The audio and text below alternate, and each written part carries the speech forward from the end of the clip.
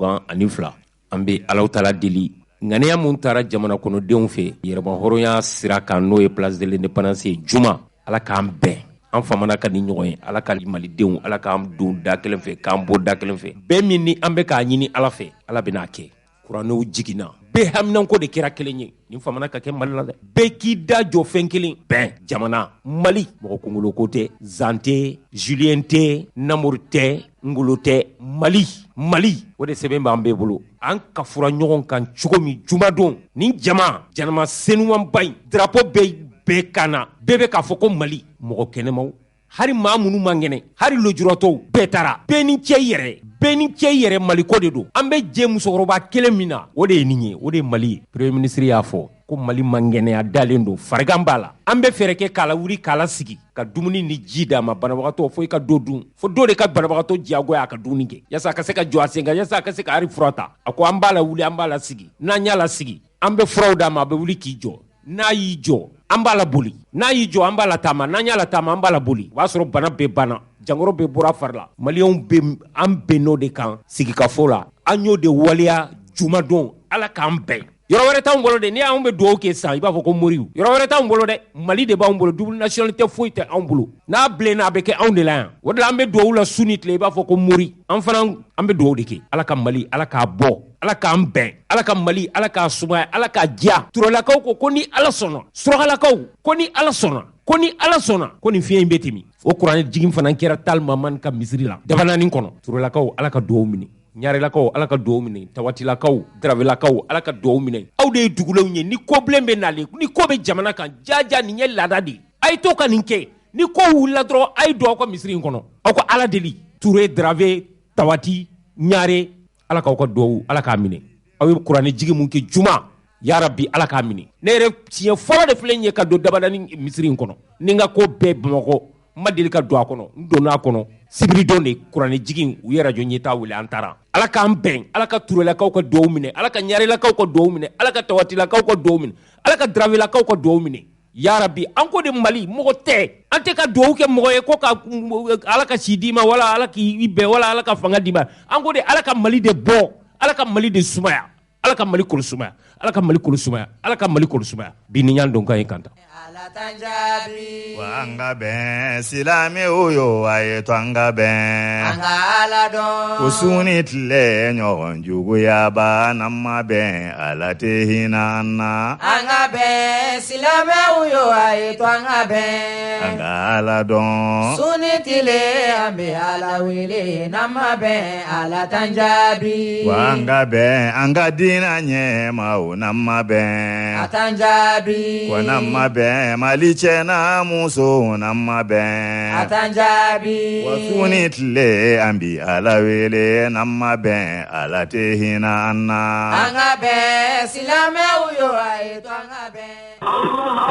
Danaya Voyage san fila baara jɔ tɛmɛnen kɔfɛ Danaya Voyage ni a baarakɛɲɔgɔnw ko u nisɔndiyalen bɛ a dakiliya bɛɛ lajɛlen tulo kan k'a fɔ ko danaya kura min ni o sabatira olu ni Saudiya faamaw ani a ko ɲɛnabɔlaw ni ɲɔgɔn cɛ k'u bɛn'i k'a dɔn k'a fɔ taa ni ka segin wɛrɛw bolo da ni Ala sɔnna a ma aw ka umura o baaraw sabatili kama Saudiyakaw fɛ yen nɔ san 2021 o novembre kalo tile 23 ani san 2021 o décembre kalo tile 20 ani tile 3 Danaya Voyage k'u ka aw hakili jigi visa o sɔrɔli o b'i k'a dɔn k'a fɔ sabati ni aw ka coronavirus o vaccination o carnet o yirali ye min fana bɛ ni a dati ma tɛmɛ. Et après 2 ans d'absence, ont eu à faire les Umrah 2021 avec l'agence Danaya Voyage et ses partenaires. Le groupe Danaya Voyage a l'honneur d'informer ses fidèles clients que conformément à son accord avec les autorités saoudiennes, le groupe Danaya Voyage organise une série d'Umrah qui se déroulera aux dates suivantes, le 23 novembre 2021 et une autre le 23 décembre 2021. À noter que les procédures sanitaires restent les mêmes. L'obtention du visa est conditionnée par la présentation du carnet de vaccination du Covid-19 à jour. N'aw bɛ kunnafoni wɛrɛ ɲini k'aw bɛ se ka weleli kɛ 20 22 24 25 76 26 26 26 76 28 28 28 Danaya Voyage taa ni ka segin ko ɲuman ani umrah latigɛ ko ɲuman ko Ala k'o nɔgɔya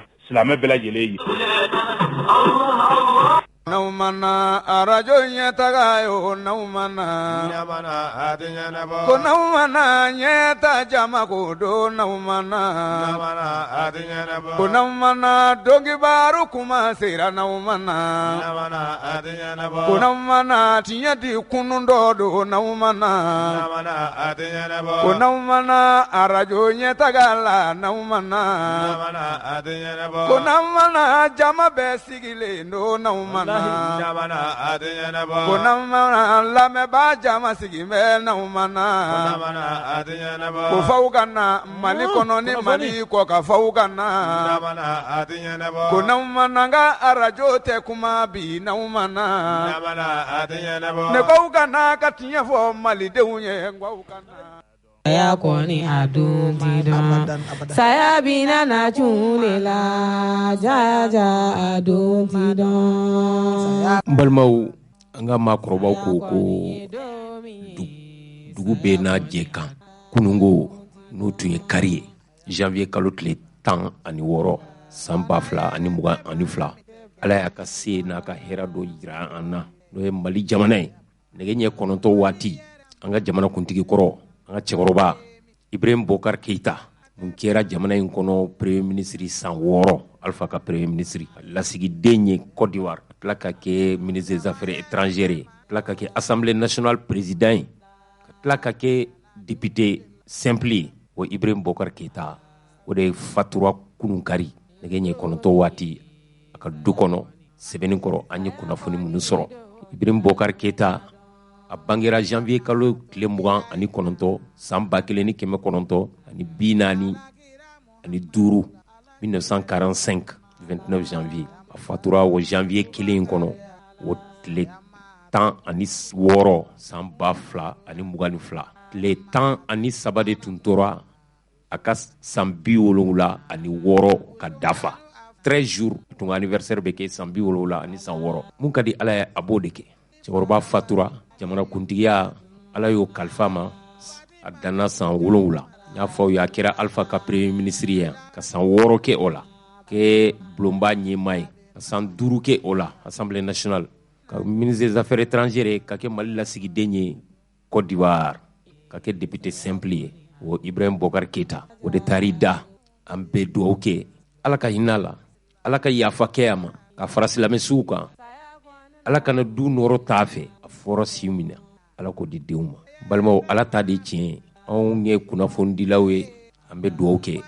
an ye fɛn minnu fɔ a ma juguya tɛ k'a to fanga la ka da kan anw de fana bɛ faamaw la tilen o hukumu kɔnɔna na an bɛ yafa ma fana ka yafa ma an ye fɛn minnu fɔ an m'a fɔ ni juguya ye an y'a fɔ de yaasa jamana ka se ka ɲa kunnafonidilaw yɛrɛ tun ka kuma tun tɛ digi a la koyi hakili b'a la Amadu Tumani Ture ale ko n'i bɛ ɲɛmaaya la n'i ye jamana faama ye kunnafonidilaw ka client fɔlɔfɔlɔ ye de ka da ka sɔgɔmada fɛ ale bɛ fɛn bɛɛ lajɛlen jɔ fɔlɔ ko kana ni sɛbɛnw ye a k'u kalan kunnafonidilaw u ye fɛn min fɔ a ma sɔgɔma o sɔgɔma k'a b'a fɔ ko a ye na ni journaux ye n k'a lajɛ tuguni n'u ma dɔ fɔ n ma Ibrahim Bokar Keita masurunya mɔgɔw y'a fɔ an ye ko sɔgɔma k'a yɛrɛ tun bɛ a bɛ radiow lamɛn a bɛ kunnafoni sɛbɛnw a b'u kalan b'u kalan ni nisɔndiya ye a bɛ yɛlɛ ni dɔ fɔra a ma a bɛ yɛlɛ an bɛ Alahu Taala deli ala ka yafa ma ala ka hinɛ a la jamana in tun ka d'a ye nka n'a ka di e ye a ŋaniya b'i la ni baarakɛla t'i bolo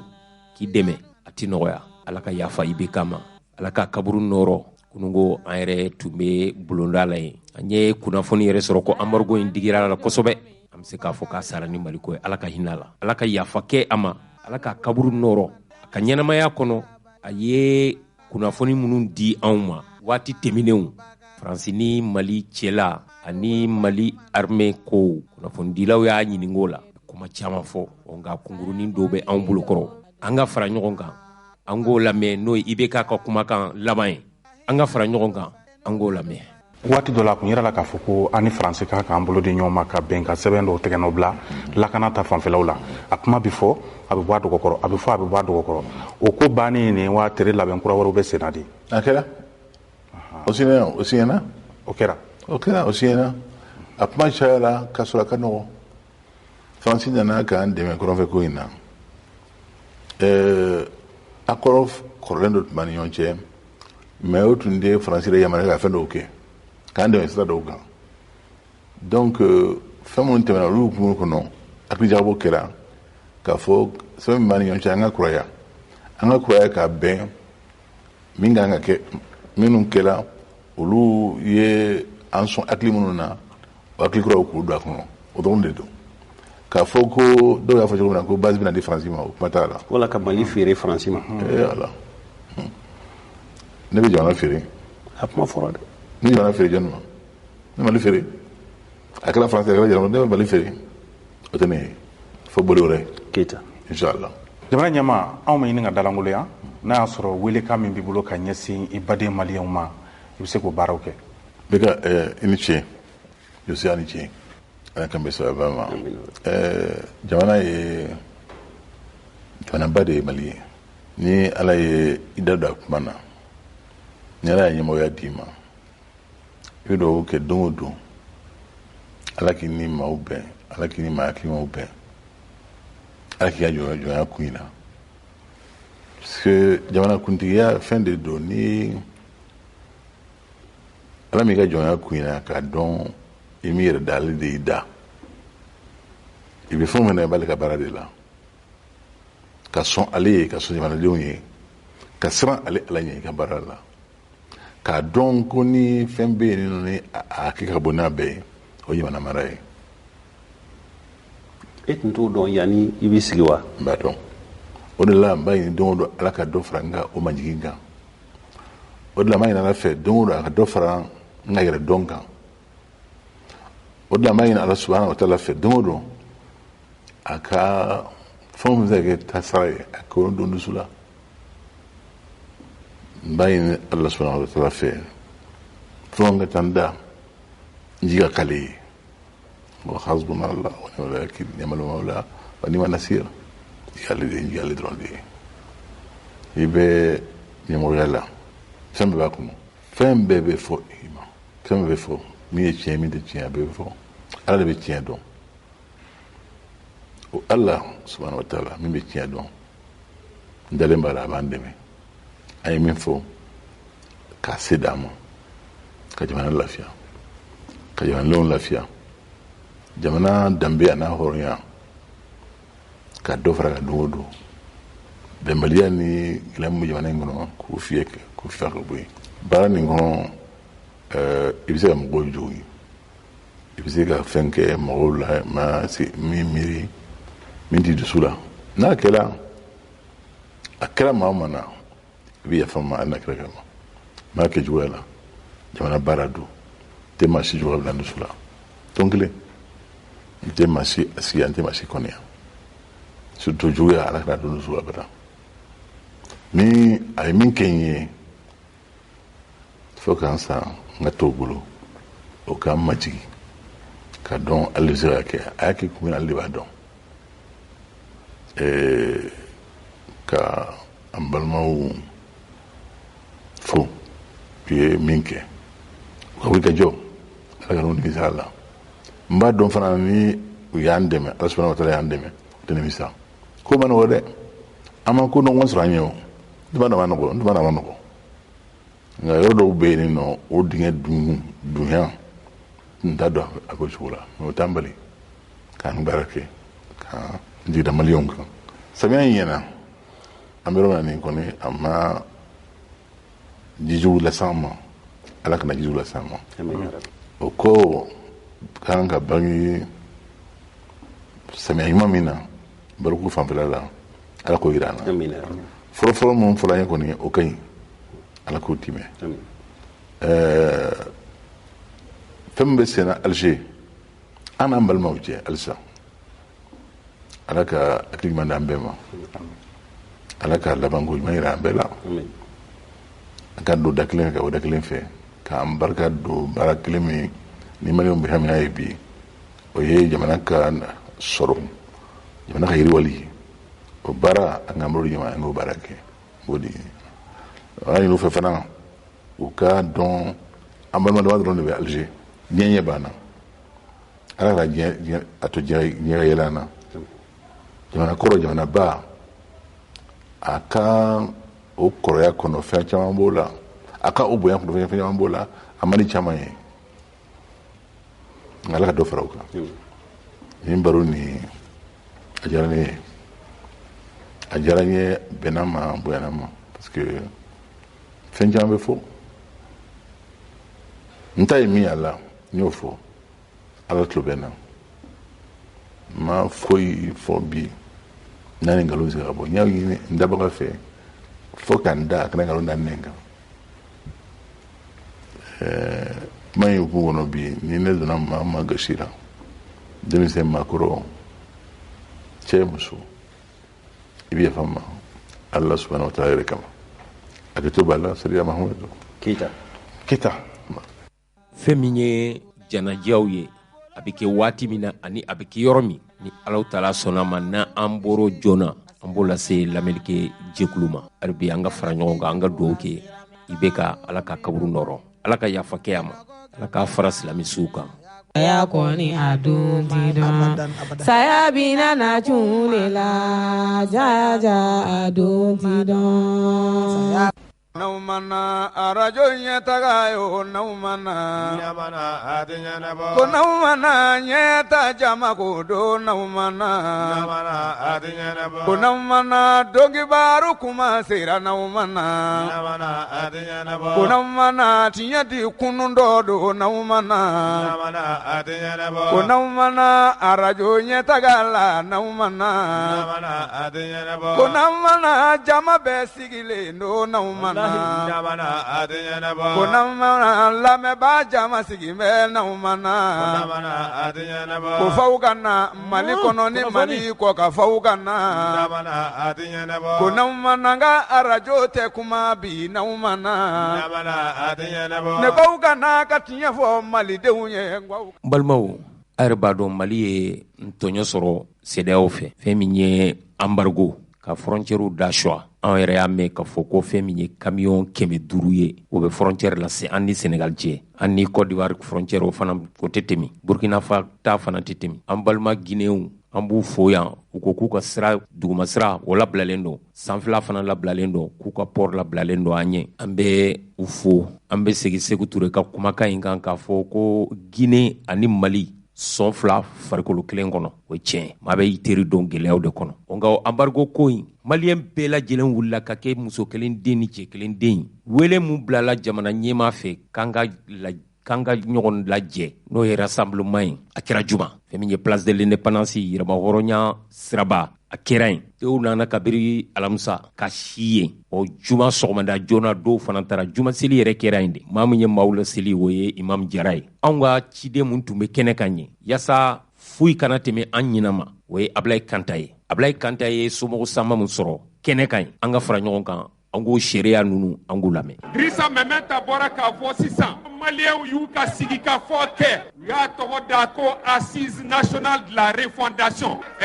président de la transition Assimi Goïta fo b'anw fo premier ministre docteur Choguel Kokala Maïga a k'a b'anw fo gouvernement du Mali bɛɛ ko b'anw fo ko aw ni ce an y'a yira ko Mali ye an de ta ye ni aw ko min o de ye Mali ye a bɛ depuis an sigira ko ka na élection ko kuma kɛ ko ka na calendrier di an ko an tɛ se k'a di ni malidenw yɛrɛ ma kuma malidenw kumana an ka communew kɔnɔ malidenw kumana an ka cercle n'an ka région kɔnɔ malidenw kumana an ka kɔkan jamanaw na malidenw kumana niveau national la Bamako u ko an bɛ mun kɔ ko lakana o ye fɛn fɔlɔfɔlɔ ye ani basigi ani ɲɛta pour que ɲɛta ka sɔrɔ il faut que yɛlɛmaw ka don aw ye assises kɛ a résolution filɛ aw ni ce ko mais pour que nin baara ka kɛ maliyɛnw ko a dɔgɔyara 105 ci taara di gafe taara di CEDEAO mɔgɔw ma u k'u bɛ bere dan kun bere sabanan parce que bere saba de dara en sanction fɔlɔ ko suspension de l'état du Mali ça c'était contre l'état an m'u lamɛn u tilala k'a fɔ ko interdiction de voyage contre les autorités bi u ko embargo contre le peuple nga an bɛ min fɔ u ye ko nin ye duga ye mɔgɔ su kan i b'a f'u a ye ko bɔ an su kan u b'a faamu ko Mali ye jamana kɔrɔ de ye ni jamana ninnu bɛɛ a bɔra Mali de la fɔlɔ inshallah Sunjata Keita o tɛmɛna yan Soni Ali Ber a tɛmɛna yan Babemba Cheba olu tɛmɛna yan Biton Kulubali o tɛmɛna yan Samori Touré o tɛmɛna yan o de ye Mali ye n'u ma min faamu ko malidenw ko olu de y'u ta y'u yɛrɛ ye maa ta tɛ an ye n bɛ profiter ka malidenw bɛɛ fɔ mɔgɔw bɔra fan bɛɛ ka an ŋaniya yira n bɛ malidenw bɛɛ kelen kelen fo ka an ka autorités bɛɛ fo ka an ka karamɔgɔw fo an ka maliyɛn minnu bi kɔ kan k'u fo les peuples africains an b'u bɛɛ fo an b'a dɔn peuples bɛɛ bɛ an nɔfɛ an ka feuille de route an ŋaniya c'est les assises nationales de la refondation vive le Mali ani cɛ joli wolokabɔn kɛ ala k'aw sara an ka jamana ɲɛmɔgɔ ko k'a fɔ ye ko miirina kelen b'a la o ye ka fanga di civiliw ma ka kalata organiser ka ɲɛ ka sɔrɔ mankan ma bɔ a la merci o boli a kɔfɛ a ko k'an tɛ se ka taa kalata la ka sɔrɔ jamana yɛrɛ ma lakana k'o jateminɛ an ka bɛnko la an ye mun jateminɛ an ka mɔgɔ dɔw bɛ yen an t'a fɔ a bɛɛ parce que an teriw ka ca an ka mɔgɔ dɔw ɲɛna ko muɲu ni sabali k'o kɔrɔ ye siran ye o tɛmɛnen kɔfɛ n y'a fɔ cogo min na sanction mun tara CEDEAO kama gouvernement ye labɛn dɔ labɛn bi n'an b'o wele ko plan de riposte ni ala sɔnna a ma gɛlɛya tɛ maliyɛn si sɔrɔ balo tɛ dɛsɛ an b'an ka jamana lakana jamana ɲɛmɔgɔ ye mun ɲini an ka jamana ɲɛmɔgɔ ye mun ɲini gouvernement fɛ o ye mɔgɔ minnu bɛ ka transition tɛmɛ hali bi k'u deli ka transition objectif ɲɛf'u ye ka ɲɛ an ka jamana ɲɛmɔgɔ dɔw fana bɛ yen an ka jamana den dɔ o tɛmɛlen kɔfɛ an bɛ a jateminɛ a kɛlen k'a fɔ ko sanction taara Mali kama a jateminɛ farafin jamana caman na mɔgɔw wulila ka jɔ an ka jamana ɲɛmɔgɔ ani an ka premier ministre ko k'an bɛɛ ka jɛ k'u fo k'u wale ɲuman dɔn merci ala k'an ka jamana kisi n bɔra kuma yan a kɛ to b'a la sallallahu alayhi wa sallam. Ces mesures illégales et illégitimes visent 3 objectifs. Et c'est pourquoi nous sommes convaincus. Ka awaligimando ka bini Mali indépendance ta ma hakɛ min bɔra bi Bamako ma hakɛ min bɔra région la o ma deli ka kɛ Mali kɔnɔ bɛ aw fo ka awaligimando o la mais yani n ka taa yɔrɔ jan n b'a fɛ an ka duwawu kɛ ka tasibila kɛ maliyɛnw minnu tɔra crise in na a kɛra finitigi o a kɛra civil o a kɛra jamana wɛrɛ den o taara n ka jamana kɔnɔ ala ka hinɛ u la n tilala k'a fɔ lutte in kɔnɔ la lutte pour le changement minnu ni tora bɛ kɛlɛ la ala ka u dɛmɛ minnu ni tora la ala ka yafu ma an ka soldats minnu bɛ kɛlɛ la su ni tele hali sisan u bɛ kɛlɛ la parce que bi n b'a fɛ maliyɛnw bɛ ka don région bɛɛ la y a des opérations militaires dans toutes les régions de la République du Mali aujourd'hui n bɛ fɛn dɔ fɔ tubabukan na u k'a mɛn n bɛ tila k'a fɔ bamanankan na pendant cette dernière année nous avons équipé en moins de 7 mois nous avons équipé notre armée plus que les 20 dernières années réunies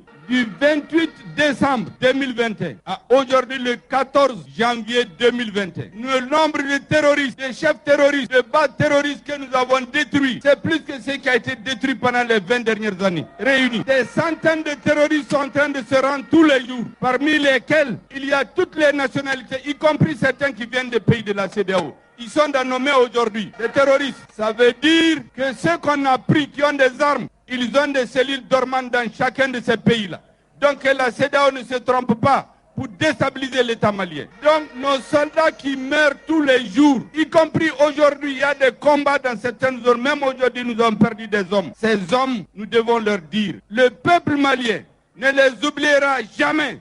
Jamais leurs familles, n'oubliera jamais leurs enfants, n'oubliera jamais leurs femmes, leurs épouses, n'oubliera jamais leur mémoire. Aye kele minam minunsan transition et rectification kono. O ma deli ka kabe sans mugabo o kele minen nyogo masa malibolo. Anga soldats anga l'armée, ou ye terroriste hakem mi faga, kuka base détruit, ka domunu la chamambe ku yere rendu sisa. Minumbe ku rendu a chamambe CEDEAO citoyen chamambu kono. Ça veut dire que base bo CEDEAO jamana fanala. Donc minumba fe ka Mali d'Afrique, ka transition d'Afrique. Kanga l'armée d'Afrique, ou Koujantou Yerela. Mali be comme Mali de Jolendo, terrorisme Jamana Chamanche, Anga Soradu Beka Sabi, pour que terroristes kana se jamana dɔw la. Donc an ka soldats su an b'u fo n b'a fɔ aw k'u fo dan tɛ foli min na. Nko an bɛ kɛlɛ la bi mais an kɛlen tɛ. Dɔ bɛ bɛnbɛnbɛn la contre nous mais dɔ bɛ an teriw bɛ yen i n'a fɔ la Guinée, les pays frères du Mali, les deux poumons du même corps. Nous voudrons saluer au nom du président de la transition et du peuple malien, le peuple et le gouvernement de Guinée pour sa solidarité, pour son refus de l'application des mesures illégales et illégitimes de la CEDEAO contre notre pays. Mbappé, ka Guinée faux, ka Guinée peuple faux, ka Guinée gouvernement faux. Katila ka John faux tuguni, Russie ni Chine, la Russie et la Chine, Poutine et Xi Jinping. Chine ni Russie bɛɛ b'a dɔn kabini Mali ye indépendance ta ni gɛlɛya ye Mali sɔrɔ Chine ni Russie u bɛ Mali kɛrɛfɛ u bɛ Mali dɛmɛ an b'u fo kɔsa in na u taara Nations Unies Conseil de sécurité la k'u bɛna résolution jugu dɔ ta ka ɲɛsin Mali ma Chine ni Russie ko min bɛ ka kɛ Mali la k'u ɲɛ b'a la bɛnbɛnbɛn min bɛ Mali la k'ulu tɛ sɔn ma u y'u ka veto opposé aux résolutions yi a ma tɛmɛ an b'u fo la ka tila ka bu jɔn de fo ka Algérie président Abdoulaye Tebboune a n'a ka gouvernement Algérie peuple k'u fo ko u ye sɛbɛn dɔ kɛ aw y'a ye ko CEDEAO yanni CEDEAO ka sanction da Mali kunna ko CEDEAO kan ka taa Mali fɛ u ka négocier Algérie y'o de f'u ye o de kama président de la transition bɛna délégation ba dɔ wuli a tɛmɛ ka taa Guinée kaw fo ka taa Algérie fo Mauritanie fana bɛ u ka kuma man ca mais n b'a dɔn k'u bɛ Mali fɛ u bɛ Mali fɛ bi u bɛ Mali dɛmɛ donc an bɛ Mauritanie fana fo ka tila ka jɔn fo Afrique jamanaw bɛɛ Afrique peuple bɛɛ n'aw y'a ye i syndicat wo i parti politique wo i société civile wo i artiste wo jamana ninnu bɛɛ la musow jeunes cɛkɔrɔbaw bɛɛ bɛ ka manifestation kɛ bi ka Mali soutenir an b'u fo an b'u waleɲuman dɔn o la hali Afrique jamanaw minnu tɛ CEDEAO la bɛɛ bɛ ka Mali lajɛ bi bɛɛ bɛ ka Mali lajɛ bɛɛ b'a fɔ a kɔnɔna la Ala ka Mali dɛmɛ parce que n'a ɲɛna maliyɛn bolo bɛɛ b'a bɔ jɔnya la o de bɛ sen na bi o n b'o fɔ mun na parce que an b'a dɔn tigitigi hali minnu ye sanction in ta contre le Mali a caman b'a la u kɔnɔna la u kun t'a fɛ o mais u y'u jagoya de u y'u bagabaga o de kama président de la transition ko comme il y a fait Toubabukana, les dirigeants maliens, le président de la transition, le colonel Assimi Goïta, toutes les institutions de la transition constituent une force tranquille. Machitese kan bagabaga, machitese kan jaouli, machitese kan haki. O de kama président y'a fo ko adaye lendo. Hali sini ni min b'a fɛ ka kuma Mali fɛ adaye lendo parce que hali kɛlɛ hali ni guerre n'a wulila a bɛ laban négociation la. Donc yani ka kɛlɛ se ka se yɔrɔ dɔ la i ka daminɛ ni négociation CEDEAO y'i ban o de la a ye kɛlɛ de wuli mais a laban a bɛna négociation la o de kama président de la transition ko le Mali est ouvert aux négociations a ye da aw ka gouvernement la a ye da président de la transition la an tɛna foyi kɛ Mali ka intérêt tɛ min na parce que ŋaniya wɛrɛ t'an na ŋaniya wɛrɛ tɛ président de la transition la ŋaniya wɛrɛ tɛ gouvernement la ŋaniya wɛrɛ tɛ transition la ka Mali danbe n'a hɔrɔnya ka segin a ma de parce que Mali bɛ situation min na bi hali basaw u bɛ tulonkɛ Mali la bi o bɛ ba yanni transition ka ban n'Ala sɔnna o tɛ kɛ tuguni Mali bɛ lahala min na bi Mali banaba de bɛ Mali la Mali binnen don bɛɛ bɛ taama Mali kan bɛɛ bɛ Mali dɔgɔya Ala barika la inshallah yani transition in ka ban banabaatɔ in an b'a furakɛ an b'a lasigi n'a sigira an b'a jɔ sen fila kan n'a sɔrɔ sen fila kan an b'a lataama n'a damara an b'a laboli a bɛ taa devant les pays africains an b'o kɛ mun na parce que n b'a fɔ maa caman bɛ yen u tɛ histoire dɔn u tɛ Mali histoire dɔn u tɛ n ka peuple dɔn n ye kuma dɔ fɔ tubabukan na sisan n bɛ segin a kan tubabu ninnu nana Afrique minɛ don min na u ye jamanaw dɔ minɛ dɔgɔkun damadama kɔnɔ kalo 6 kɔnɔ ka Mali minɛ ka bɔ 1878 fo 1916 san 38 an y'o de kɛ kɛlɛ la o y'a sɔrɔ marifa kun t'an bolo o bɛɛ la u ye jamana minɛ ni marifa ye mais kalo kelen u ma hɛrɛ sɔrɔ ni burudamɛ ma wuli arabu bɛ wuli kɔrɔbɔrɔ bɛ wuli fulaw bɛ murti bamanaw be murti, bobo be murti, senufo be murti, pulaw be murti, bebe murti, miyankaw be murti, senufo be murti, bebe murti, sarakalo be murti. Uma dolika lafiya soro. 1960 fo 1960 an y'u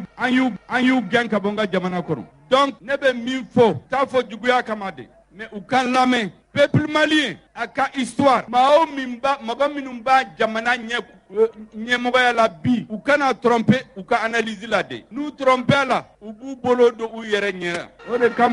de kama n b'a fɔ aw ye maa si kana jaw. Nous sommes une force tranquille. An tɛ mɔgɔ menacer, an tɛ mɔgɔ neni, an tɛ mɔgɔ bagabaga. An bɛ n ka jamana hɔrɔnya danbe an b'a fɛ k'o de segin a ma. O de kama bi président ye conseil spécial de défense national a y'o de convoqué. Ne bɔra réunion de la kanaya ka jateminɛ kɛ ka fɛɛrɛ tigɛ kɛlɛ in an bɛna jɔ ka kɛlɛ in ka supporter f'a ka se a dan na cogo min na an t'a bɛɛ fɔ aw ye mais au plan dilanlen don a bɛ président au plan in tɔgɔ tubabukan na o ye mun ye le plan de riposte pour la sauvegarde de la souveraineté et la préservation de l'intégrité territoriale du Mali. O de ye plan min dilanla bi c'est adopté a bɛ président bolo a ye soutenu dɔrɔn a ye danna n'Ala barkala on va amener le Mali au bon port. Yani nga bo kumana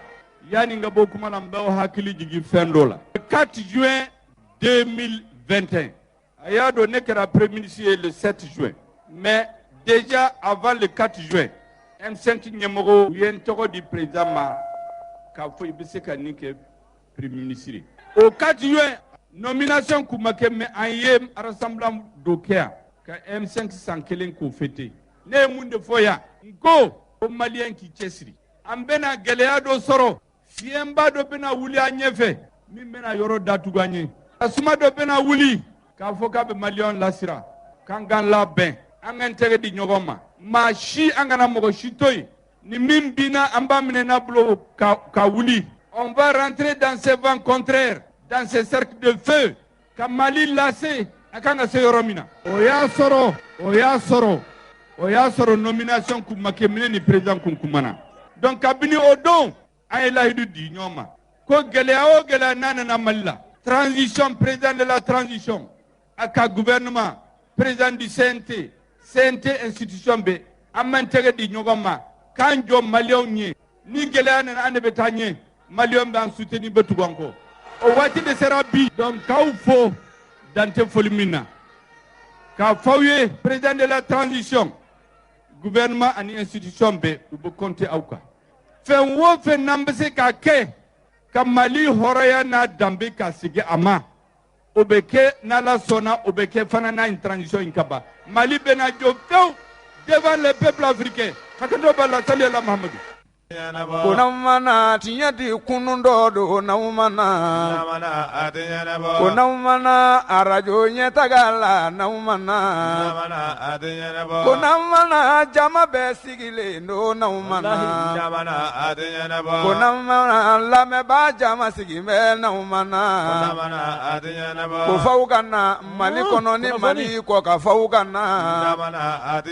kunamana ga arajo te kuma bi naumana ne ko kana ka tiɲɛ fɔ malidenw ye n balimaw lamɛnlikɛ jɛkulu an ka so laban o ye kaburu ye o de la ne bɛ to k'a fɔ an ka dɔn kibaru kɔnɔna na ko n ka foli bɛ kaburu gardien n ka foli bɛ maa min bɛ certificat de décès dilan n'o ye Jakite ye ministère de l'administration kɛrɛfɛ n ko n ka foli b'a ye dɔw b'a fɔ ko mun na n ye ninnu fɔ ne ko n ko an ka so laban ye kaburu ye wa an ka sɛbɛn laban ye certificat de décès de fana ye maa min b'o dilan Bamako foli kan ka di o ma maa i siran na i bɛ sa i ma siran i bɛ sa an k'o dayɔrɔ laban Mamaribugu dinga dɔ de bɛ yen pɔn kan ka jɔ a sanfɛ Mamaribugu alimamiw ye radio ɲɛtaa wele ani kunnafonidila wɛrɛw ko an k'u dɛmɛ Ala kama fɛn min ye sira in ye pɔn in ka jɔ yanni samiya ka se balimaw ni su bɛ taa samiya fɛ Mamaribugu maaw bɛ jigin kɔ in de kɔnɔ ni su ye k'a tɛgɛ ka u sen ka jigin ji kɔnɔ k'a tɛgɛ ka taa kaburu la dɔrɔmɛ kelen man dɔgɔ ba kelen man ca alimami ninnu y'an wele ne ko hali ni mobili tun tɛ ni sɛnɛ tagama de tun don ne tun bɛ n taama ka taa alimami ninnu ka kumakan in ka taa nin lamɛn an taara an ye kaburu in an y'a sira ye a cɛ ka jugu ni samiya sera u bɛ su mɔgɔw bɛ jigin u sen na ka su ta ka kɔ tigɛ ka taa kaburu kɔnɔna na walasa alimamiw y'an wele Mamaribugu u ye fɛn min fɔ an ye an bɛɛ dayɔrɔ laban dɔn dɛ kaburu kɔni i bɛ gratte-ciel la o i bɛ villa kɔnɔ o bɛɛ to yen i laban in de siriko fila ni kankɔrɔ meleke ka birikidenw fo dɔw b'a fɔ ko a ye bɔgɔji kɛ bɔgɔ la aw kana n'a ye an ka laban y'o de Allahu akubar wala alimamiw y'an wele ka fɛn min fɔ an ɲɛna anw fana ye somɔgɔ samaw sɔrɔ k'o da aw tulo kan Mamaribugu kaburu lahalaya maaw ka se ka dɛmɛ kɛ alimamiw ye fɛn min fɔ ɲɛta kuma galamanin kan o filɛ nin Imam Yusuf assalamu alaikum wa alaikum assalam wa rahmatullahi wa barakatuh an bɛ Mamaribugu sɔgɔmada in na inshallah an wele kun ye jumɛn alhamdulillah ba'da a'udhu billahi minash shaitanir rajim bismillahir rahmanir rahim allahumma salli ala muhammadin wa alihi wa sahbihi wa sallim tasliman kaseeran balmaw aw wele kun ye fɛn min ye an fɛ Mamaribugu yan sɔgɔmada in na kɛrɛnkɛrɛnnenya welebaga ye Mamaribugu alimami bɛɛ lajɛlen faralen ɲɔgɔn kan tɔn min b'an bolo yan nɔ an ka sigida tɔn n'o ye alimami bɛɛ ka fara ɲɔgɔn kan o ka ciden de ye anw ye ko ka u ka ci lase aw ma ci jumɛn de don haminanko dɔ de b'an na yan haminanko min n'a ka gɛlɛn kosɛbɛ kosɛbɛ an ma inshallah n'a ɲɛna fɛnɛ a bɛ nafa kɛ dugu ye a bɛ nafa kɛ dugu wɛrɛw ye hali dugu minnu bɛ kulu kan a bɛ nafa kɛ u bɛɛ lajɛlen ye n'o ye an ka kaburudon sira ye kaburudon sira in folonba dɔ bɛ yen nɔ an yɛrɛ b'a wele ko folonbilen an ye ŋaniya ta ni Ala y'an dɛmɛ pour que an ka se ka pɔn jɔ ye ka sabu kɛ samiya mana don pɔn dingɛ in tigɛli ka gɛlɛn fo an bɛ mobili jɔ ka su ta an bolo la ka sira tɔ tɔgɔma parce que mobili tɛ se ka don a kɔnɔ a gɛlɛya ma ne yɛrɛ min filɛ n ye alimami mais en même temps n bɛ kɔrɔyari fɛnɛ boli donc n bɛ fɛn kalama a la kosɛbɛ kosɛbɛ an ye o ŋaniya ta an kɔni y'a yira Mamaribugukaw la mɔgɔ damadamanin ye u ka ŋaniya yira an na nka baara in a dagosi ka bon dɔɔni ka sabu kɛ baarakɛla nana yɔrɔ lajɛ a ko pour que n pɔn ɲɛnama ka jɔ ye min bɛ se ka mɛn si la mobili sugu bɛɛ bɛ se ka yɛlɛ min kan a dépense bɛ taa $55,000 bon an dun bi yɔrɔ min na an sera ka min sɔrɔ an bolo la fo $2,000,000 donc an mago bɛ dɛmɛ na kosɛbɛ kosɛbɛ baden silamɛ kelen kelen bɛɛ lajɛlen fɛ an b'a fɔ ko adamaden kelen kelen bɛɛ hali n'i tɛ silamɛ hali n'i bɛ diinɛ wɛrɛ de la an bɛ dɛmɛ ɲini bɛɛ lajɛlen fɛ k'an dɛmɛ walasa pɔn bɛ se ka jɔ yɔrɔ in na a b'an ka kaburudon tagali nɔgɔya an bolo kosɛbɛ kosɛbɛ a bɛ mɔgɔw ka tɛmɛni fɛnɛ nɔgɔya kosɛbɛ kosɛbɛ hali dugu minnu bɛ an ka kulu sanfɛlaw la a b'olu ka tɛmɛni nɔgɔya kosɛbɛ olu ka sira tilennen de y'a yɔrɔ ye o kama a yɔrɔ in gɛlɛya kama u bɛ taa munumunu fan wɛrɛ fɛ a dɔw bɛɛ ji bɛ yen sa nka o fɛnɛ ka nɔgɔn dɔɔni ka tɛmɛ u ka fanfɛla in kan n'an ka kaburudon sira in kan an kunna welekun de ye k'o di aw ma komi kuma man di da kelen na n hakili ye minnu sɔrɔ komi cika in na o ye nin ye a bɛ n balima tɔw fɛnɛ bɛ yan n'o ye Imam Tarawele bɛ yan Imam Konate bɛ yan a b'olu fɛnɛ ɲininka ni hakili bɔra fɛn minnu kɔ o fɛnɛ bɛ se k'o d'a kan nin kuma min kɔni fɛ k'a d'aw ma o ye nin ye Allahumma rabbi salli ala Muhammad Imam Tarawele i bɛ dɔ fara kan ayiwa an bɛ Ala deli Ala ka ni sababu bɛn an b'a fɔ anw fa a ye kuma bɛɛ lajɛlen fɔ aw wolokun ye fɛn min ye o de ye nin ye tiɲɛna a hami bɛ an na a jɔrɔ bɛ an na alimamuw bɛɛ faralen ɲɔgɔn kan Mamaribugu yan k'a fɔ ko bɛ fɛ ka nin pɔn in dilan fɛn min y'an ka camancɛ so ye ka se a kɔnɔ a bɛ se ka nɔgɔya cogoya min na maa minnu fana bɛ kɔfɛ u bɛ se ka na dugu kɔnɔ cogoya min na nɔgɔya la o de y'a to an y'o baara daminɛ o y'a yira n na k'a fɔ pɔn in a dilanni wari min kan ka don a la o ye sefa wari $55,000 bamanan dun ko a ko a ma ko ni fɛ ka ko mɔgɔw ye n dɛmɛ n ka wara la a k'a sɔrɔ a kunkolo b'i yɛrɛ bolo alimamuw nana bɛnkan min ta n'a b'o cogo la o tuma an fana ka wuli ka ko dɔ kɛ secteur 6 de bɛ Mamaribugu kɔnɔ yan an donna a bɛɛ lajɛlen kɔnɔ min sɔrɔla anw bolo o ye $2,000,000 dɔrɔn ye $2,50,000 ni fila sɔrɔla an t'a fɔ k'a ka dɔgɔ sa mais min tora o de ka ca o tuma an y'a laɲini k'a fɔ ka welemadakan lase silama bɛɛ lajɛlen ma ani jamana in sigibaga bɛɛ lajɛlen ma cɛ ani muso minnu bɛ Mali kɔnɔ ani Mali kɔkɔ baɲumankɛlaw o ka anw dɛmɛ nin ko in bɛ se ka dilan cogo min na aw welekun ye an bolo o ye an bɛ Ala deli Ala ka hɛrɛ kɛ bɛɛ lajɛlen an bɛ Ala deli aw ka radio in yɛrɛ fana Ala ka barika don radio ninnu bɛɛ lajɛlen na radio fɛn fɛn bɛ jamana kɔnɔ n'o ka laɲini ye jamana ka taa ɲɛ n'o ka laɲini ye jamanadenw ka bɔ jamana kibaruya kalama an bɛ dugawu kɛ a bɛɛ lajɛlen ka dugawu kɛ radio baarakɛlaw bɛɛ lajɛlen fana ye ne de y'an hami ne de y'an ka jɔrɔ ye an mago bɛ silamɛw ka dɛmɛ na Mali kɔnɔ ani Mali kɔ kan Ala ka ni sababu wa sallallahu ala nabina Muhammad wa sallim Imam Konate ayiwa ye Imam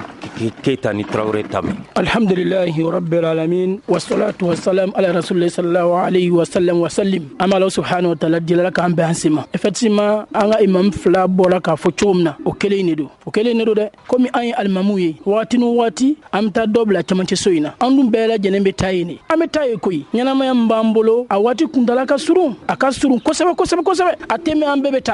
bɛ taa koyi saya in bi do wa sini do wa Ala subhanahu wa ta'ala de b'a dɔn donc an bɛ Ala de deli n'a bɛ sama don ma k'a sɔrɔ an bɛ sira ɲuman kan donc o cogo la sira in dilanni kɔni tiɲɛ yɛrɛ la an bɛ ka hami a la kosɛbɛ an bɛ ka hami a la bon sira dilan fana siga fosi t'a la barajila ko de don dɛ ni maa ma ka dɔrɔmɛ kelen donna nin da in fɛ siga fosi t'ale b'a baraji sɔrɔ mɔgɔ bɛ tɛmɛ sira in kan Mamaribugukaw la o hali minnu b'a kɔfɛ o a bɛɛ lajɛlen ka nafa bɛ sira in kan kɛrɛnkɛrɛnnenya kaburudon in kɔni tiɲɛ an bɛ ka hami o na kosɛbɛ n'a fɔla samiya kɔnɔna na su b'i kun e yɛrɛ alimami ye kuma dɔ la o bɛ jigi ka su in taw bolo la ka ji tigɛ nin ye muskila ye dɛ nin ye muskila belebele de ye an dun alhamdulillah jamana in kɔnɔ Alahu subhanahu wa taala a ma bɛɛ kɛ kelen ye bɛɛ ma kɛ kelen ye koyi tiɲɛ yɛrɛ la bi a tɛ ne bolo a t'e bolo mais Alahu subhanahu wa taala ka jɔn dɔw bɛ yen ale ye nɔgɔya k'u ye dɛ Alahu subhanahu wa taala ye musaka mun d'i ma i k'a dɔn ala ko da fɛ i k'a dɔn ɲuman baara fɛ n badenw o de ye hɛrɛ ye dɛ o de ye hɛrɛ koyi kuma dɔ la i bɛ jɔ nin na i bɛ nin ka miliyɔn 2 min bɔ ka don a da fɛ i dalen kaburu kɔnɔ Alahu subhanahu wa taala a bɛ a baraji suru i kan a baraji suru i kan koyi ne ye wari don in na bi e fatula bi maa dama mɔgɔ bɛ ka tɛmɛ a kan an bɛ ka taa silamɛ suw don mɔgɔ bɛ ka tɛmɛ ka t'u makoɲɛ yɔrɔw la e bɛ fɔ o baraji kɔ wa i t'o fɔ o kɔ dɛ donc an ka wele don ka ɲɛsin Mamabugukaw ani Bamakokaw ani diɲɛ kɔnɔ mɔgɔ bɛɛ parce que alhamdulillah ka radio ninnu filɛ a lamɛnnen don kosɛbɛ kosɛbɛ kosɛbɛ jamana kɔnɔ jamana kɔ kan aw lamɛnnen don nin bɛɛ lajɛlen na donc an ka appel don ka ɲɛsin ɲumankɛla kelen kelen bɛɛ lajɛlen ma ni maa min bɛ se k'an dɛmɛ ka nin point dilan vraiment a bɛ diya an ye kosɛbɛ an bɛ Alahu subhanahu wa taala ka musakaw nɔgɔya ala ka laɲiniw sabati wari min ala ka bila ɲuman misaniw na ala ka kɛ siniɲɛsigi ye Allahumma salli ala Muhammad alhamdulillah an balima an bɛ téléphone numéro dɔw di ni maa minnu mago bɛ ka an dɛmɛ a kɛra nafolo ye o a kɛra baarakɛminɛ ye o i n'a fɔ cɛncɛn siman o n'a nɛgɛ o n'a ɲɔgɔnnaw ni maa b'a fɛ ka dɛmɛ min kɛ an bɛ numéro ninnu di a b'o numéro wele a fɔlɔfɔlɔ ni matériel don a bɛ se k'o bila radio ɲɛta ka bolo kan ni nafolo ko don Orange Money don walama k'a tigi wele ka a ka kɛ kɛnɛ kan o a b'a di mɔgɔ minnu ma a fɔlɔ o ye Imam Yusuf Keita o ka numéro filɛ 76 39 04 92 a mɔgɔ filanan o ye Imam Abdul Kadir Traoré o ka numéro filɛ 75 28 59 09 a mɔgɔ sabanan o ye Segu Jara o ka numéro filɛ 76 44 09 68 ni numéro saba n'aw mago bɛ ka an wele dɔrɔn a bɛ nin saba dɔ la kelen wele inshallah an b'a aw jaabi an bɛ Alahu taala deli ya rabbi ni mɔgɔ n'i ye ɲuman min kɛ ala k'i sara ni khayra ye ala k'i sara ni hɛrɛ ye an b'a ɲini Alahu taala fɛ jannatul firdawsi ɲini to don an fɛ ala k'a nɔgɔya an ni aw ye Allahumma rabbi salli ala Muhammad ani baraji chéri ya macaroni ka di dɛ ni macaroni lakika ye pastaroma ye alikama mugu gɛrɛgɛrɛ ye min bɛ dilan an yɛrɛ fɛ Mali la yan Kapal SA fɛ macaroni pastaroma a ye ɲɛna cɛ ka ɲi wa a dundala ka di pastaroma a sugu ka ca yaasa bɛɛ ka ni dingɔ sugandi escargot fusilli spaghetti vermicelle ani bayani a bɛ sɔrɔ butikiw alimentation supermarché sugu Mali fan bɛɛ n'aw mago b'a caman san ta la aw ka se goloni na u jabala bala wala a bɛ weleli kɛ 20 21 65 30 20 21 65 30 Pastaroma a nandan ka di a nama kɛrɛbɛtɛ awɔ pastaroma nantan ka di a nama kɛrɛbɛtɛ kunun dɔ don n'aw mana ko n'aw mana arajo ɲɛtaga la n'aw mana ko n'aw mana jama bɛɛ sigilen don n'aw mana ko n'aw mana lamɛnbaa jama sigi bɛ n'aw mana ko faw ka na Mali kɔnɔ ni Mali kɔ ka faw ka na ko n'aw mana n ka arajo tɛ kuma bi n'aw mana ne k'aw ka na ka tiɲɛ fɔ malidenw ye n badenw hali bi ala ka Mali bɔ ala ka Mali ja ala ka Mali bɔ a jugu bolo maliden jugu minnu fana bɛ faso kɔnɔ maa ɲumanw bɛ maa jugu bɛ yen fasoden jugu minnu fana bɛ fanga dɔrɔn de nɔfɛ n'u t'a fɛ Mali ka bɔ maa y'u malo ala k'u malo maa m'u malo ala k'u malo an ko Mali ko de mɔgɔ ko tɛ o an t'a fɛ tɔɲɔ ka se an ka jamana ma an t'a fɛ fɛn ka fara fɛrɛfɛnw kan embargo in an sera jago donibatalaw ma minan dɔw bɛ frontière la o minnu bɛ yan dɔ bɛ fara u kan dɔ tɛ fara u kan gɛlɛya bɛ kɛ gɛlɛya tɛ kɛ yan an kɔni taar'u da sumusumu seereya minnu sɔrɔla jagokɛlaw bolo an fɛ olu filɛ nin Cheikh Umar Sako an b'i fo i ni sɔgɔma ni sɔgɔma cu Cheikh Umar Sako an tun ye baro sigi a bɛ ɲini ka kalo kelen bɔ f'an ye embargo ko kuma in fɔ bi n'a ka biya in a kɛra aw minnu ye jago donibatalaw ye ani ni misɛmaninw bɛ aw kɛrɛfɛ aw kɛlen don ka labɛn jumɛn sigi k'a labɛn ka fɛn jumɛn labɛn yaasa population tɛ degun sɔrɔ o ye jumɛn ye dɔw kana fara prix kan malo tulu sugaro a ye labɛnw sabati wa embargo in N'ala sɔnna cogo n b'i fɔ n lamɛn waa cɛ muso kɔnɔ foli bila bɛɛ lajɛlen na sinako tɔnden bɛɛ lajɛlen denmisɛnnin makɔrɔba ka malidenw bɛɛ fɔ ani mɔ tɛ se ka n da dun kuma in na fo CEDEAO filɛ ka gɛlɛya min se an ka jamana ma nin ye fo n ka nin se o ma parce que gɛlɛya min don Mali tɛ nin mérité n'a fɔra ko CEDEAO bilalen sen kan Mali ye au moins 60-70% de ye o la Afrique kɔnɔ ko ka nin gɛlɛya in ta k'a ɲɛsin o jamana ma moi je pense que jamana tɛ nin mérité mais n'an t'a mérité o bɛ bɔ anw yɛrɛ de la sisan donc o tɛ se ka kɛ fo an k'an tɛgɛ di ɲɔgɔn ma n ye dɔ ka message ye Facebook kan bi n content tellement que fo n y'a partager a ko CEDEAO merci ko a ka ko in kɛra sababu ko malidenw filɛ k'u tɛgɛ di ɲɔgɔn ma donc ça c'est vraiment ça c'est un mot vraiment c'est très bon quoi ni fɛn bɛ kɛ sababu n'an bɛ se k'an tɛgɛ di ɲɔgɔn ma an b'a fɔ ko CEDEAO merci donc ni Ala sɔnna an k'an tɛgɛ di ɲɔgɔn ma n'an y'an tɛgɛ di ɲɔgɔn ma jamana ye a bɛ taa ɲɛ anw ye commerçant d'État ye komi i y'a fɔ cogo min na jagokɛlabaw chambre de commerce chargeur minnu bɛ ka na n'a ye ka bɔ port la minnu b'a transporter olu bɛɛ farala ɲɔgɔn kan compagnie de transporteurs compagnie de chargeurs chambre de commerce olu farala ɲɔgɔn kan ka Mali jagokɛlabaw importateurs baw wele u sigira u kuma na u ko ni Ala sɔnna olu bɛ ko bɛɛ lajɛlen kɛ minɛnw bɛɛ kan kana sira fɛn fɛn fɛ a kan ka distribuer cogo cogo olu b'u jɔ o jɔyɔrɔ la o de tun ka gɛlɛn anw bolo kɛ anw ye commerçant d'État de ni olu jɔra o jɔyɔrɔ la anw ye fana distributeur k'a daminɛ Kidal fo Kayi an bɛ cercle ni région bɛɛ lajɛlen an bɛ sugu bɛɛ kɔnɔ donc Ala barika la bi moyen de communication b'an bolo fana n'an ko kumana san n'an ko Mali bɛɛ b'a mɛn ɲɔgɔn fɛ o moyen de communication b'an bolo groupe WhatsApp crélen don an bolo réseaux sociaux crélen don an bolo an bɛɛ bɛ ɲɔgɔn kalama donc ni Ala sɔnna e ka kumakan in n'an tilala na san Mali bɛɛ b'a mɛn ɲɔgɔn fɛ donc ni Ala sɔnna an fana ka rôle ye min ye ka sensibilisation kɛ k'a fɔ malidenw ye k'a fɔ n'a fɔra ko Mali kura tɛ dɔwɛrɛ ye dɛ o ye maliden ɲumanw de ye maliden ɲumanya tɛ se ka kɛ da la foli ye kɛwale de b'a kɛ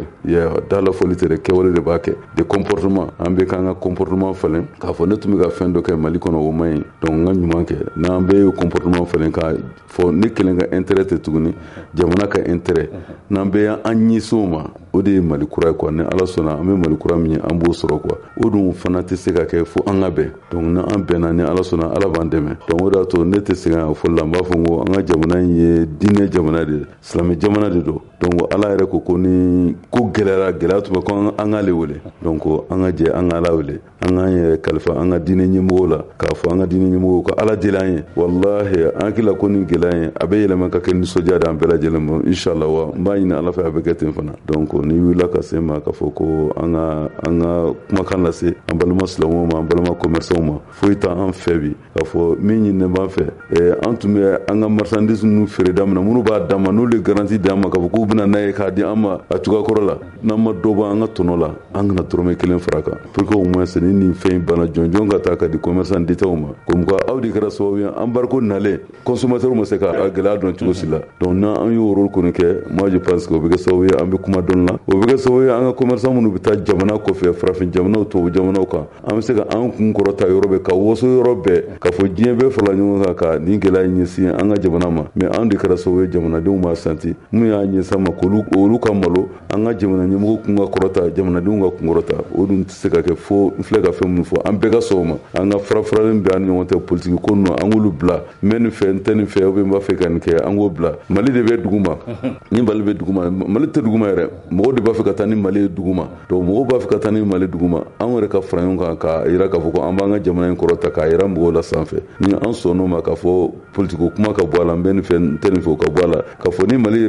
jiginna an bɛɛ de bɛ jigin ɲɔgɔn fɛ n'a dun kɔrɔta la an bɛɛ de bɛ kɔrɔta ɲɔgɔn fɛ donc an ka jɛ an ka Mali in kɔrɔta n'a kɔrɔtara ka se sanfɛ tuma min na n'an bɛ fɛn min ɲini sanfɛ yan an b'o ɲini mais k'an to dugu ma n'an k'an b'o ɲini a bɛ gɛlɛya dɛ donc Ala kana taa o sira kan donc nin message de bɛ n bolo ciw k'a f'i ye. Sɛmar e ye commerçant ye an ka marchandise bɛ na Dakar port de la fɛn min ye Sénégal transporteur ka ɲɛmaaba ye a ko nin ma kɛ Mali dɔrɔn na ko nin kɛra olu yɛrɛ de la ka da kan olu bɛna musaka tigiya ntanya a ma kɛ Mali dɔrɔn na e miirida ye mun ye o ko la. Ne bɛ deli k'a fɔ n ko embargo ni u ko k'u bɛ embargo kɛ Mali la n'u ma farati embargo in bɛ kɛ olu ka jamanaw de la parce que Mali filɛ nin ye Laginɛ frontière bɛ olu ma datugu Kɔgɔji fɛ sanfɛla fɛ an bɛna nin minɛ Mauritanie bɛ ten Algérie bɛ ten donc ça veut dire que an mago bɛ Mali mago bɛ fɛn fɛn na kɔfɛ Mali bɛ se ka na n'o bɛɛ mais olu ka jamana ninnu olu mago bɛ fɛn caman de la Mali la yan donc olu fana tɛna se k'o sɔrɔ n'u m'o sɔrɔ embargo bɛ kɛ jɔn la embargo bɛ kɛ olu de la i yɛrɛ ye sisan o jamana ninnu Côte d'Ivoire an ye Alpha Blondy ka message ye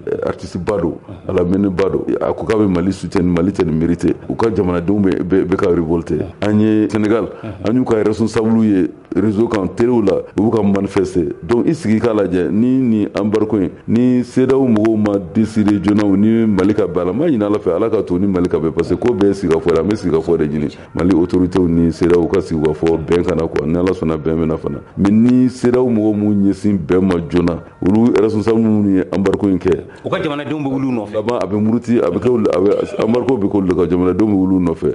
an dun ka Ala deli tɛ jamana ninnu kan mankan cayara an ka farafin jamana ninnu kan an ka Ala deli tɛ k'a fɔ mankan ka wuli jamana bɛɛ kan mais n'i ko k'i bɛ mankan wuli Mali in na n'i ma farati a kɔlɔlɔ bɛ boli i yɛrɛ kan dɛ donc mais ni Ala sɔnna an b'a ɲini Ala fɛ Ala k'o kɛ quoi donc ni Ala sɔnna a bɛ ɲɛ cu i ka wele kan ka ɲɛsin jago kumabatigiw ani jagokɛla fitiniw ani carré kɔrɔlaw la butigi minnu bɛ yen yaasa population kana se ka gɛlɛya sɔrɔ n bɛ chambre de commerce président a n'a ka bureau n b'olu de fo fɔlɔ ani chargeur ka président a n'a ka bureau ani transport président a n'a ka bureau olu minnu sɔnna ka fara ɲɔgɔn kan ka ŋaniya ta ani jagolaba ninnu Modibo Keyita ninnu ni Manjuri ninnu olu minnu sɔnna ka fara ɲɔgɔn kan k'a fɔ ko u bɛna ni minɛn ye cogo bɛɛ lajɛlen na ka sɔrɔ gɛlɛya kana kɛ donc n bɛ foli bila u la k'u remercier k'u féliciter n bɛ jamana ɲɛmɔgɔw fana féliciter u jɔlen don jɔyɔrɔ min na n b'a ɲini u fɛ hali bi anw fana minnu ye commerçant d'État ye u ka anw considérer u ka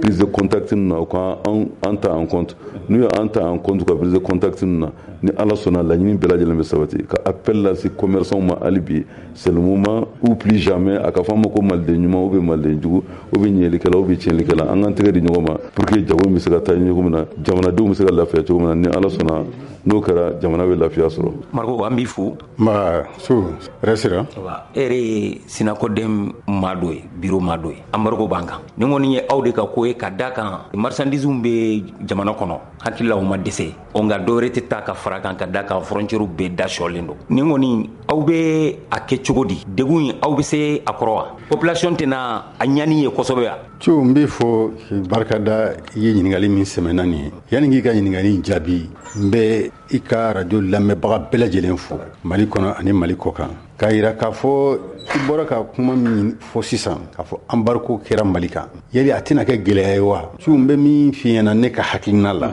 ni ni ɲɔgɔn gɛlɛyaw nana jamana kan jamanadenw kan k'u jija de k'a kɛ nafasɔrɔ sira ye ka ɲɛsin jamana ma ka hakili jagabɔ pour que vraiment an bɛ se ka sira kuraw sɔrɔ fɛn minnu n'an mago b'a la k'u lase an ma cogo min na an bɛɛ b'a dɔn k'a fɔ nɔgɔya kɔnɔ surtout an bɛɛ b'a dɔn k'a fɔ Laginɛ y'a fɔ yɛrɛ déjà ka t'i jɔ k'a fɔ k'ale ka frontière ma datugu Mali ye ale b'o kɛ farafinna la tangali kama an b'a dɔn fɛnɛ Mauritanie fɛnɛ y'a fɔ ko vraiment ale tɛ se ka Mali labila i y'a faamu Algérie ko ten ale tɛ se ka Mali labila ni tɔw y'u ka datugu olu minnu y'u ka datugu gɛlɛya min bɛna olu yɛrɛ kan olu b'o dɔn donc bɔda wɛrɛ b'anw bolo moi je pense que an ka jagokɛla an ka fara ɲɔgɔn kan ka nin kɛ opportunité dɔ ye jamana in ye jamanadenw ye ka minɛ ni minɛnw ye faamaw fɛnɛ ka sira dayɛlɛ an ye minɛnw bɛ se ka na nɔgɔya la cogo min na ka kɛ mobiliw ka fara ɲɔgɔn kan conteneurs ka fara ɲɔgɔn kan k'u escorter ka na n'u ye fo Bamakɔ kɔnɔ n'o kɛra sisan i b'a ye gɛlɛya in maa si t'a santi gɛlɛya in bɛ tila ka kɛ nafa de ye an ma ne bɛ appel min lancer kosɛbɛ kosɛbɛ n b'o ɲɛsin Mali jagokɛla misɛnninw ma anw de bɛ population ravitailler hali fo brousse kɔnɔna la an k'an cɛsiri an kana foyi fara minɛnw sɔngɔ kan parce que ma mina gɛlɛya bɛ yen an bɛɛ kan k'an jija gɛlɛya ye an bɛɛ ka dɔ ta a la n'o kɛra ni Ala ye jamana in ɲuman bɔ a kɔnɔ hɛrɛ bɛ kɔfɛ o hɛrɛ min bɛna o bɛna kɛ anw de ye tuguni jamana in kɔnɔ yan an bɛn'o hɛrɛ sɔrɔ donc an k'an jija an ka minɛnw di sɔngɔ la sɔngɔ minnu kana kɛ sɔngɔ gɛlɛnw ye population tɛ degun sɔrɔ min na population tɛ degun sɔrɔ min na anw tɛ dɔwɛrɛ kɛ ka minɛn sɔrɔ dɔrɔn k'a di population ma donc anw de ka kɛ sababu ye population kana degun foyi sɔrɔ minɛn prix ko la ani ravitaillement na fɛn o fɛn n'o kan ka taa région min na o kan ka taa cercle min na an k'a cɛ an ka taa n'a ye wa an k'a di nɔgɔyaw la mɔgɔw ka minɛnw sɔrɔ n'o kɛra mɔgɔw bɛ lafiya ni lafiya nana anw yɛrɛ fana bɛ lafiya parce que anw ye mɔgɔw de anw ni mɔgɔ an bɛɛ ye kelen an bɛɛ ye jamanaden de donc vraiment n bɛ appel lancer jamana ɲɛmɔgɔw fana ma u ka nin kɛ sababu ye ka kɛ opportunité ye Malidenw ye lafiya bɛ sɔrɔ cogo min na a bɛ se ka yɛlɛma ka k'o ye dɛ hakili jagama na jagabɔ sisan u fɛ an b'a kɛ lafiya da ye ka na Malidenw ma Mali bɛɛ b'a sentir santi n bɛ appel lancer diaspora fɛnɛ ma diaspora jɔyɔrɔba de bɛ maliko la bi u kana sigi a bɛ ka fɔ ko sanction financière min tara olu bɛ devise min sɔrɔ a devise n'a bɛ mali kɔnɔ yan bi mali tɛ foyi santi donc n b'a ɲini u fɛnɛ fɛ u kan'u ka wari mara u bolo yen u k'u jija u k'a di ɲɔgɔn ma ka na n'a ye fo mali kɔnɔ yan nɔ ka n'a bila bankiw la yan an ka baaraw kɛ n'a ye n'u nana u b'u ka wari sɔrɔ ɲɛ yan ni o wariw b'an bolo wariko gɛlɛya foyi tɛna an sɔrɔ donc vraiment o de tun do ka f'i ye hakɛto bɛ ne kan sallallahu alaihi wasallam dantuma i ni sɔgɔma Cheikh Mar ni mariko ta bɔlen kɔ a la an bɛ jagokɛlaw an bɛ aw kɛrɛfɛ embargo a ma ɲɛ mun kɔ a kɛr'o ye gɛlɛn aw bɛ se ka a kɛ a ka fo anw na cogo di anw population aw minnu ye jagokɛlaw ye salamu alaikum warahmatullahi taala wabarakatuh ne ala ye dantuma Koyita ye Sénégal de membre de ne an ka ɲɛmɔgɔw ka kuma kɔfɛ an kɔni bɛ se ka mun fɔ jamanadenw ye hakili sigi ye an ka jamana in kɔnɔ chance kelen b'a la minɛn ka ca jamana in kɔnɔ ni wari ye kɔnɔna jamana don ni nafolo bɛ mɔgɔ mɔgɔ bolo ni miliyɔn 5 don i b'a sɔrɔ miliyɔn 100,000 de warijɛ b'a bolo miliyɔn 4 100,000 bɛ minɛn na o y'an ka commerce yɛrɛ cogoya ye ka taa grossiste kunda ka taa se détaillant ma bon pour dire que embargo n'a kɛra ko ka datugu an tɛ ala deli parce que jamanaw mago bɛ jɔ ɲɔgɔn na hali n'a ye san kelen kɛ a kɛra cogo cogo anw ka stock de bɛ taa fɛn tɛ fara minɛnw kan parce que minɛn kɔrɔ minnu bɛ yan i tɛ taa butigi kɔnɔ bi malo feerela tulu feerela ɲɔ feerela k'i t'a sɔrɔ kalo 4 kalo 3 fɛn b'a bolo prévenir toujours jagokɛla wari kana t'i bolo ten ka tiɲɛ n'i ye feere kɛ i bɛ taa wari don minɛn na bon a bɛ se ka dɔw bɛ sira la ka na gɛlɛya dɔw bɛ se ka don an t'a la duru la mais an ka embargo ko kuma fɔlen ala ye garisɛgɛ dɔ fana kɛ ka na kɛ ka fɔ Mauritanie ko a ka dayɛlɛnnen don Algérie ka dayɛlɛnnen don Guinée ka dayɛlɛnnen don o bɛɛ ye ala ka dɛmɛ de ye ne kɔni bɛ se ka mun fɔ o ye embargo fɛn ɲuman tɛ parce que hali ni aw bɛ jamanaw la kana fɔ mɔgɔ kana don mɔgɔ ta baarakɛɲɔgɔnya la a man ɲi mais anw ta in ni ala sɔnna an bɛ s'a kɔrɔ et puis a bɛ kɛ sababu ye an ka bɔda sɔrɔ parce que anw ka jamana ye jamana barikama de ye jamana barikama don et puis an tɔɲɔnen de don embargo b'anw fɛ yan a ka ca san 10 ye embargo dan ye n'i bɔra Segu kɔfɛ i tɛ se ka taa yɔrɔ la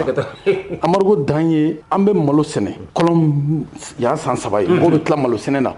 jɛtiw bɛna ka na tasuma don minɛ la ka jeni an yɛrɛ ɲɛna an tɛ se embargo man jugu n'o ye bon an ka mɔgɔw faga mun kɛra kɔsɛn na Bajangara an ka jagokɛlaw détaillant muso minnu bɛ taa ka taa feere kɛ dɔgɔ la u bɛ taa ka taa sunkala ni jaba ni fɛnw feere a tɔnɔ yɛrɛ taa ni ka segin na tɔnɔ bɛ sɔrɔ 500 500 ka taa n denw ka musaka la u taara tasuma don la k'u faga ni bi fanga bi mun bɛ ka sababu k'i disi da o la anw ka embargo man jugu ni CEDEAO ta ye embargo min b'anw kan o embargo ye sababu m'o wuli an bɔ embargo fɛ ni CEDEAO ka embargo ye parce que an kɔni bɛ kalo damadɔ bɔ bi an bɛ ka bisiki fila ka dɔgɔnɔ faga ɲininkɛ ko bɛ ka nɔgɔya kow dɔgɔyara o tuma anw bɛ mun ɲini anw kɔni bɛ mun ɲini transition fɛ o ye baara de ye san 5 san 1 san 2 san ne tɛ san proposition na ne bɛ mun proposition na o ye baara de ye anw ka jagokɛlaw tɔɔrɔ dɔw b'an kan u bɛ se ka mun wuli k'u ɲɛsin u ma sɛnɛkɛlaw tɔɔrɔ min b'u kan u bɛ se ka mun wuli k'u ɲɛsin u ma u kana fanga kɛ kɔrɔlen ye k'a fɔ mana na n dɔgɔnin ye nin muso ka mɔgɔ kulu don a la n'u y'o baara in kɛ waati bɛ ala de bolo i bɛ san 5 fɔ peut-être i t'o sɔrɔ i bɛ san 5 fɔ a bɛ se ka tɛmɛ o kan ne kɔni b'a dɔn ala bɛ jamana in fɛ n'u ye baara kɛ ka ɲa ka fɔ u bɛ sira ɲuman kan janfa t'a la jamanadenw b'u nɔfɛ waati min ka di ala ye u b'o kɛ pour que jamana ka bɔ dingɛ kɔnɔ o kuma jamanadenw a y'a hakili sigi ni ala sɔnna fɛn tɛ fara fɛnw kan an ka jagokɛlabaw minnu bɛ taa ta ka na olu y'a yira k'a fɔ u bɛna n'a ye anw fana détaillant an bɛ fasoko de la sɔrɔdasi bɛ marifa da kan na ka taa faso kumabɔ cogo min na jagokɛla fana bɛ faso kumabɔ ten anw ka jago de la jamana in kɔnɔ an ka cɛkɔrɔbaw u tun bɛ taa dumunifɛn ta u kun na ka don n'a ye o kuma u fana ye gerew de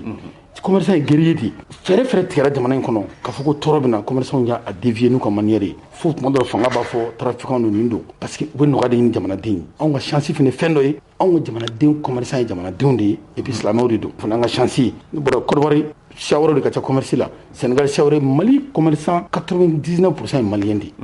malien tɛ tɔɔrɔ fɛ ka da ka malien ɲɔgɔn ma peut-être ɲɔgɔn faamuya de bɛna tuma dɔ la mɔgɔ b'a fɔ fɛn dɔw gɛlɛyara i b'a sɔrɔ fɛn dɔ b'o kɔfɛ a ka gɛlɛn an b'a sɔrɔ cogo min na ni dédouanement olu gɛlɛyaw bɛ se ka na sinon malien furanama ma gɛlɛya ta ka se malien ma ni kokɔrɔw de donna an ka ko la janfa namara ani politique mɔgɔw ka nafa ɲini kama turu fereke k'an ka kow ɲagami sinon an tɛ tɔɔrɔ fu ɲini ka se jamanaden ma ni ala sɔnna an b'a fɔ komi président yɛrɛ y'a fɔ ko sigi ka kuma fɛ ka CEDEAO cɛ o sigi ka kuma ninnu an yɛrɛ da b'o la sira wɛrɛw fɛ an bɛ kulu wɛrɛw la n'o ye danbe tɔn ye n'an taara se uraw ma ka kuma an bɛ jago la c'est vrai an ye jagola tɔn de mais kulu o kulu tɛ jamana in kɔnɔ n'a bɛ yiriwali kɔnɔ k'i ta an sɔrɔ kɔnɔ hali ni kalan b'a t'an na o kuma ça veut dire jamana hami de b'an na jago tɛ c'est vrai an bɛ sanni feere kɛ ka n'an sigi nin ye joli mais jamana in développement fɛn tɛ yen jamana in dɔnfɛn fɛn tɛ yen k'i tɛ taa an ka commerçant dɔ sɔrɔ mun kɔnɔ a b'a ka jago la mais an bɛ taa jamana bɛ sauver cogo min na a b'o baara la kɔni an b'an wakali siri ala la ala mun tɛ kalifa tiɲɛ mali kalifa bɛ ala la mali kalifa bɛ an bɛɛ lajɛlen na minnu kalanna minnu ma kalan bɛ dugawu kɛ ni ala sɔnna nin fana ye bɔda de y'an ye peut-être amadu kun ne b'a dɔn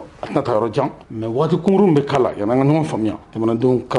t'u ka ciw la foyi tɛ fara foyi kan ni ala sɔnna ala b'an bɔ bɔda fɛ kunnawolo kɔnɔna la nin bɛ se ka kɛ sababu ye jamana in ka bɔ dingɛ kɔnɔ an b'o dugawu de kɛ ala ka jamana kisi ala ka jamana tanga Ablase an bɛ i fo an b'a f'i ye ko félicitation ka da kan doni kura mun n'i bɛna ɲu sisan an bɛ dugawu k'i ye k'a fɔ i ma ko félicitation ala ka ta fanga d'i ma amen ya rabbi o bɔlen ko bi aw ye kunnafonidilaw wele n'aw ye kunnafonidilaw wele n'aw ma fɛn d'u ma aw bɛ fɛn f'u ye a tun bɛ mun de kan komi waati tɛmɛnen na bɛ kuma min bɛ ka munumunu n'o ye sanction ko ye an ye dɔ fɔ o la sanction min binna mali kan an yɛrɛ y'a ye mais bi ne ni mɔgɔw ka réalité tɛ kelen ye ne nisɔndiyalen don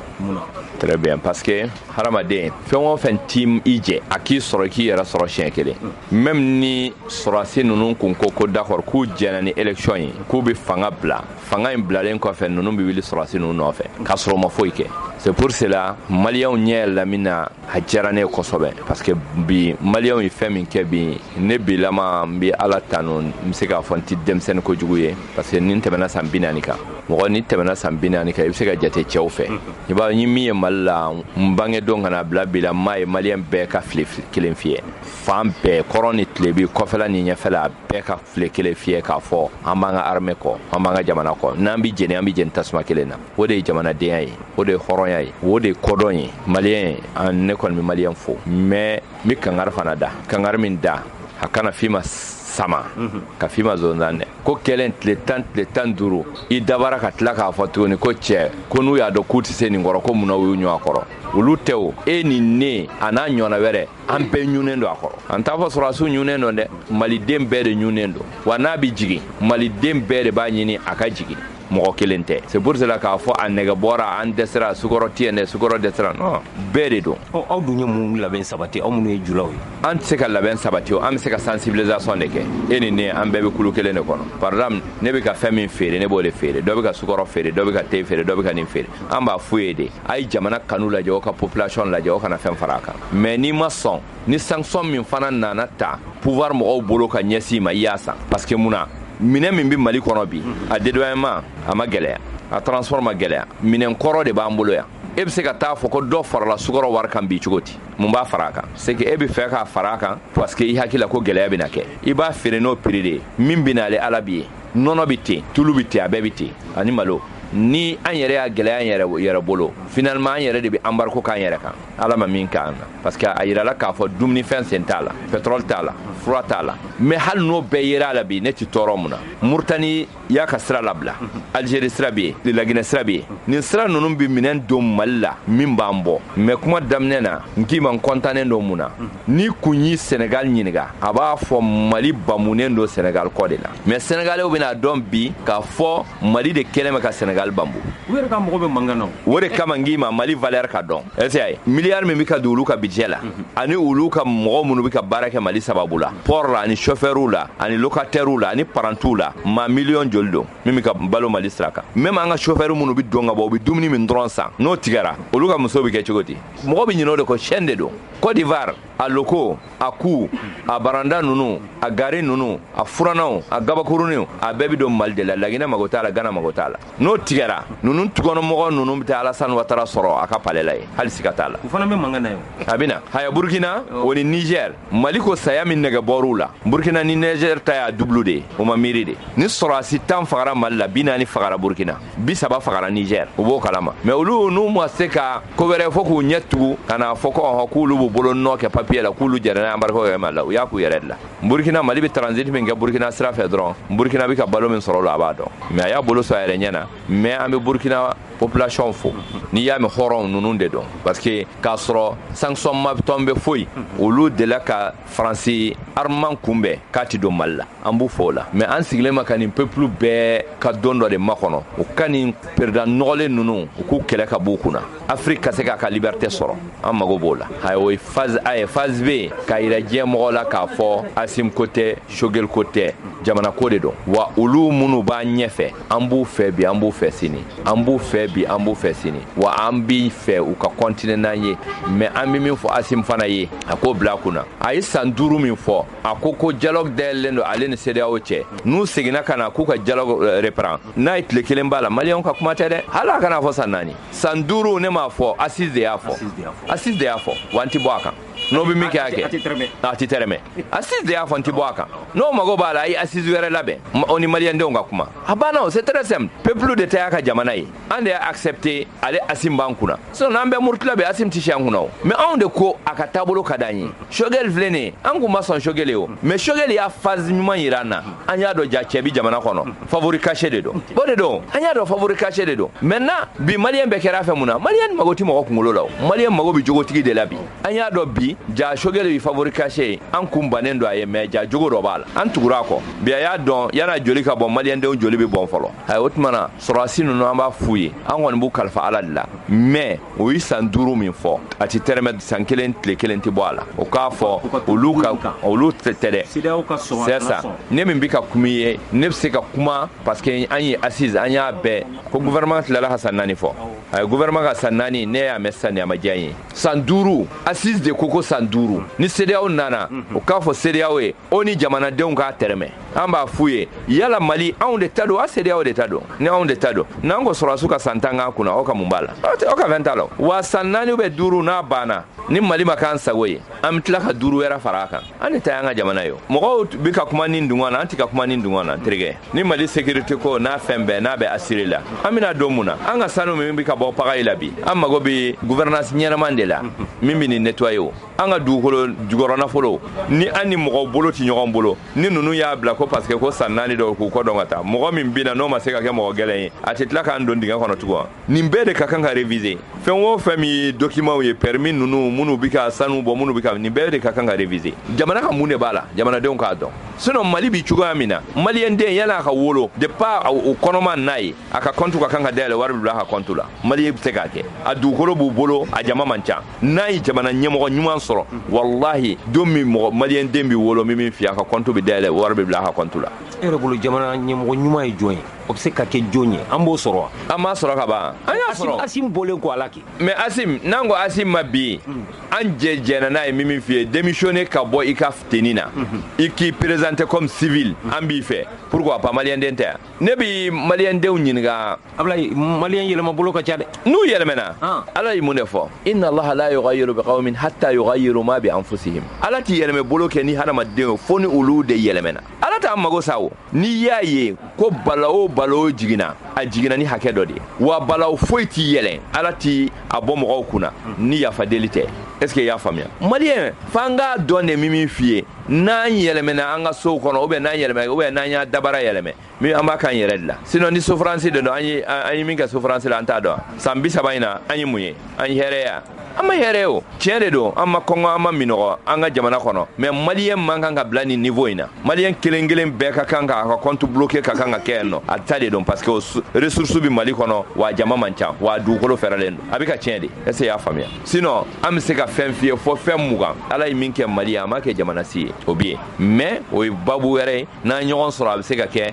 débat ni fɛn ninnu na n bɛ se k'o bɛɛ walawala ye ni Ala sɔnna ma pour que i k'a faamuya Ala k'an bɛn sababa ma. I ka kuma kuncɛ kuma ye jumɛn ye? N bɛ fɔ n bɛ lamɛnjɛkulu bɛɛ lajɛlen fɔ an ye kuma minnu fɔ sisan an bɛ Ala de deli Ala k'a don tulo kunnandi la minnu k'a lamɛn n ye min fɔ an kana kɛ bi sama sini ka kɛ zonzan ye an t'o fɛ o tuma na bi maliyɛnw décidélen don ka se hakɛ min na an b'a fɛ même ni embargo in kɛra san 4 de ye u k'u déterminer k'a fɔ nin de an ka karikari ye an tɛ jigin min duguma maliyɛn bɛɛ ka kɛ ten ni maliyɛn kɛra ten maliyɛn valeur bɛ dɔn diɲɛ fan bɛɛ fɛ Ala k'an bɛn sababa ma. Ko n'aw mana arajo ɲɛtaga la n'aw mana ko n'aw mana jama bɛɛ sigilen don n'aw mana ko n'aw mana lamɛnbaa jama sigilen bɛ n'aw mana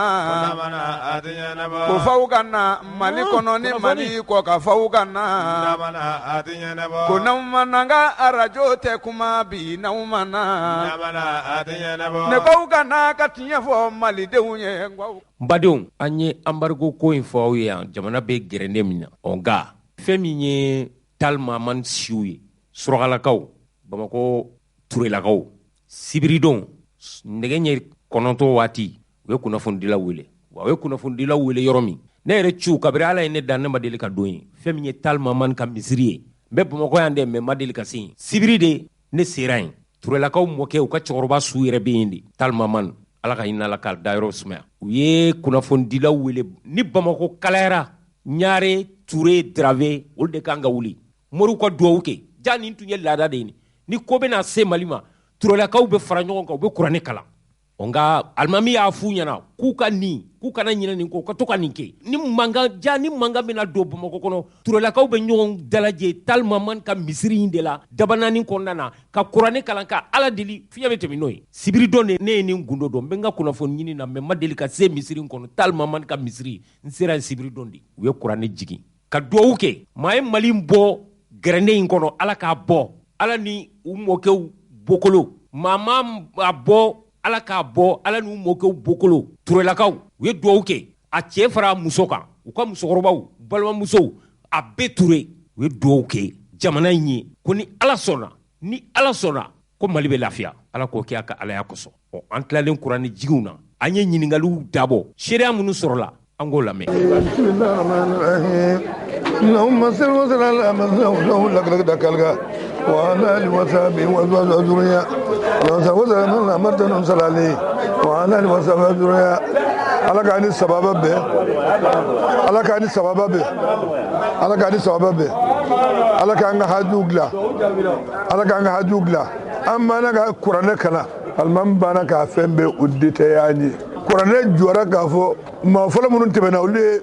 min kɛ o b'olu ye an minnu fana bɛ yan nɔ n'anw fana bɛ min kɛ o b'anw ye o tuma na an b'a yira an jatigiw la n'o ye surakaso 2 ye ani Ɲare an b'a yira surakaso 2 la kuranɛ jɔyɔrɔ a ti ɲa ka tɛmɛ nin kan sabu kuranɛ bɛ mɔgɔ ladi de i kan ka min kɛ ani kan ka min fɔ o tuma na ni an y'an sigi ten k'a fɔ fɔlɔ mɔgɔw tɛmɛna u y'a kɛ tan an ma fɛn kɛ a ti ɲa o tuma na kuranɛ in b'a yira k'a fɔ an ye densɔn minnu ta nin ye ka baara min ta an ka da an yɛrɛ la an ka baara kɛ sigi kɔnɔ ni tilennenya ni laadiriya ye k'an bolo di ɲɔgɔn ma o tuma na ka sarakatiw bɔ an tɛ sɔn k'o fɔ la surakadenw ye sabu n'i ye tɔɔrɔ o tɔɔrɔ n'i y'a ɲɔntɔ ye fo sarakati bɔ ba n'o tɛ mɔridu 7 a du kelen bɛ yen i bɛ t'a sɔrɔ kisɛ kelen fili de b'a bɛɛ kɔnɔ wa o si tɛ sɔn ka sunɔgɔ abada kabini fɛn daminɛna n'i y'i ɲininka i ni i ma cɛ la kabi a daminɛna k'a fɔ k'i ye su kelen sunɔgɔ n'i y'i ɲininka i ni i ma cɛ de b'a fɔ ko o ma kɛ i bɛ yafa de ɲini furumusow fɛ sagadi waati bɛɛ k'a dɔn fɛn min bɛ jamana kunna mɔridu 7 ma sigi ha u ma sigi wa an tɛ se ka sigi anw ni walima jamana ka bɔ anw ni walima jamana ka bɔ mɔridu 7 anw ni walima jamana ka bɔ Bamakɔ bɛ sigi don min ɲɔnfilen 12 min sigira mais mɔridu bɛɛ ma kalan ko dɔw de y'a kalan jɔ yɛrɛ fana y'a kalan dɔw de jɔ bolo k'a kalan fo an ka miiri nin de la o ko bilara yɔrɔ min na tɔɔrɔ mana bonya cogo o cogo tɔɔrɔ tɛ taa ni Bamakɔ ye han an b'a fɔ faamaw ye u k'u da k'u don hakili latigɛ u ka sarakati bɔ ka fara surakaw ka sarakati bɔ kan walayi Bamakɔ tɛ taa ni Bamakɔ ma taa jamana in tɛ taa dɛ jamana in dulonnen don Bamakɔ de la e ma ni i tɔgɔ bɔra cogo o cogo n'i mana Bamakɔ ye e tɛ se ka bɛ ɲɛnabɔ fo i kana Bamakɔ yan dɛ o tuma na an b'a gɛlɛya faamaw ma u ka sarakati bɔ u kana an ma fɔ k'a d'aw ma koyi u ka sarakati de bɔ surakaw fana ka sarakati bɔ o tuma na an b'a ɲini Ala fɛ Ala k'a di sababa bɛɛ Ala ka san caman jira an na Ala ka nin tɔɔrɔ Ala k'a wuli ka bɔ jamana kan an ka sɔrɔdasiw Ala ka an n'u dɛmɛ Ala ye an mara don faama minnu bolo bi Ala k'a n'u dɛmɛ Ala k'a n'u dɛmɛ Ala k'a n'u dɛmɛ Ala k'a n'u kɔrɔda Ala ka n'u labila o tuma na nin ye dugawu jaabi de nin de ye an ka suraka misiri alimami ni ko bilenna an bɛ ɲɔgɔn gɛrɛ misiri min na bi Ala ye o alimamiya kalifa an balimakɛ min na o ye nin ye o de banna ka kuranɛ kunta bi n'an ye an ka kuranɛ kalan ale de y'a kunta wa hali kuranɛ jɔra yɔrɔ min na ale de b'o fɔ komi an ka laada kɔrɔ n'ale y'a fɔ o tɛ k'olu t'a dɔn u b'a dɔn misiri filakaw de bɛ segin a kan ka tila ka u kelen fɔ surakadenw ɲɛna jamana in sigilen b'o kan kabi kunu fo bi o tuma na Ala ka an ni alimami dɛmɛ Ala ka si di an n'a ma Ala ka kɔrɔta d'an ma a ka to b'o ka sabula Ala bolo ja tir Allahumma kaburu birihan warzuqna al-isama bizira wa sal alayhi bukratan wa sallallahu ma la wa subhana rabbika rabbil izzati amma yasifun wa salamun walhamdulillahi rabbil alamin ni ambe gardige Allahumma salli ala sayidina Muhammadin wa ala ali sayidina Muhammadin wa sallim اللهم صل على سيدنا محمد وعلى آل سيدنا محمد وسلم سلام على ماني صحابنا يا رب على ماني صحابنا على كanga jamana kishi ala kanga jamana tanga ala ka here kain femini sujab bana kusebe suraga dum kelenga ninke ndukuma ninke de obe balana nulu ni hakili soro kaninke ajara en kojugo ori ni sujab bana parce que yoro do be fumba ko famia ala mana mindi mogoma ala de adi yi yere singa chugo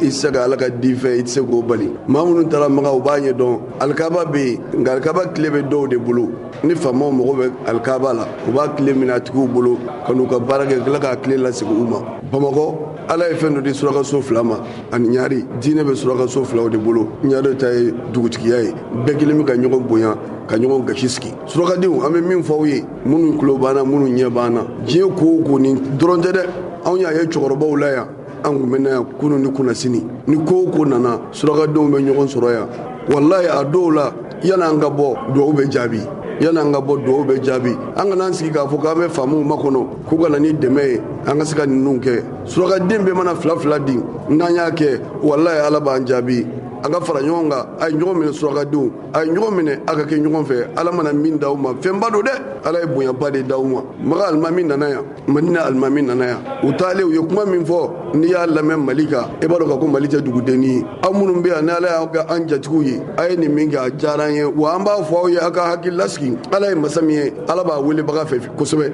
ala kara ko sallallahu alaihi wasallam nini nyogo nana sababbe ala kari ni ko nana doro ala kara be donga ala wuli ala be bosra dama afleka ni minge ni ala ba andeme ala be do jabi ambe appel la se suraka deuma on jatiku do ko dunonde ya onyi nini nyogo nana aka na fama ni nyogo ma nini nyogo nana aya bolo fara nyogo nga aka ka muru wele aka na jaka do ka ka misiri kuno ode kunyanga kunu la dai ni mawlu sera abekeya na kun kera fo sawre mawludu mashiba me jamana tachin ala kun do se jamana ma odma salibi ambola se islamu ma anga je kana anga farifoni anga ni soja anga ala wili ala de yere sawge masayim musambe adama de mbalo ibakono ni na je kono dugulo sambe o ki bolo o ba ala soro muna odma ay na limania anga dan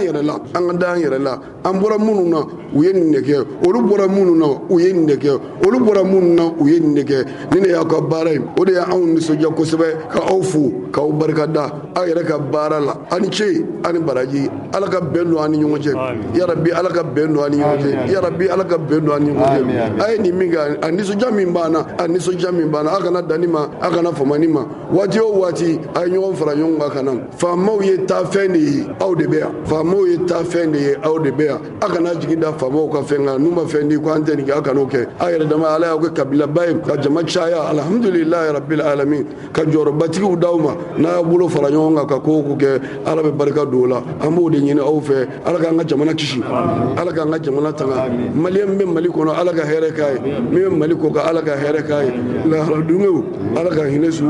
ala kira boya koso ko Allah din barka sallallahu alaihi an sera an bi ka kalan kerengereni ke pour que an be se ka an sago sɔrɔ cogoya min na ka da ka CEDEAO ye mois ye sanction ta ka ɲɛsin Mali ma an y'a ye k'a fɔ sanction in bɛ kun damadɔni dɔrɔn de kan a kun fɔlɔ dɔ ye mɔgɔ dɔ de bɛ yen ka se k'o tigi la satisfait n'o ye kɛrɛnkɛrɛnnen mɔgɔ dɔ ye n'an bɛɛ bɔ o dɔn sanction in taara a ma bɛn du tout a ma ta sariya yɛrɛ kɔnɔna na fɛn o fɛn dun n'i ko k'i b'a kɛ n'i y'a kun dɔn ka ban dɔrɔn i bɛ i sago sɔrɔ a la an y'a dɔn k'a fɔ ko ballon min anw dala nin kɛlɛ min anw dala nin k'a fɔ ko a ma na ten ko dɔ de ka ko dilannen don o kama anw y'o de kun sɔrɔ c'est pourquoi gouvernement y'a ɲini surtout transition mɔgɔw y'a ɲini k'a fɔ an bɛ nin min na an ɲɛ b'a la coup d'état joli de kɛlɛ anw na donc u ye kun de dɔn u ko k'u bɛ fɛ temps de ka di u ma pour que u ka se ka o kun in o lawaleya donc moi je pense que diɲɛ mɔgɔ kan k'o faamu ka o temps di olu ma walasa u ka se ka anw bɔ nin dingɛ in kɔnɔ a yirala k'a fɔ sanction min kɛra bi a ma diya anw ɲɛ bi a ma bɛn ma wa fɛnɛ anw m'an ka transition kɔ an b'u dɛmɛ bi an b'u dɛmɛ sini an seko la an dɔnko la an ka hakilina la an b'u dɛmɛ ni o dɛmɛ cogo ye fɛn min kɛra nin anw na a ma bɛn an ma donc famille fondatrice ko fɛn min kɛra Mali la a ma diya an ye a ma bɛn an ma o de kama